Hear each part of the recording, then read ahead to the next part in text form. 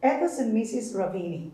Nalampasan niya ang kanyang sakit sa bato sa nakalipas na 7 taon na may sukat na 9 mm sa kanyang kaliwang bahagi ng kidney na nagpapakita or nagpapahirap sa kanya sa lahat ng oras. Bibigyan ko siya ng 4 na kahon ng Golden Nipro para matanggal ang kanyang sakit sa bato at makilala natin pagkatapos ng kurso ng gamutan. Ngayon ay may re-examination ako sa aking kliyenteng si Mrs. Ravini pagkatapos ng 2 buwang gamutan sa kanyang sakit sa bato kasama ang Golden Nipro. Kaya niyang talunin ang sakit sa kanyang bato at alisin ang 9 mm na mga bato sa kanyang kidney.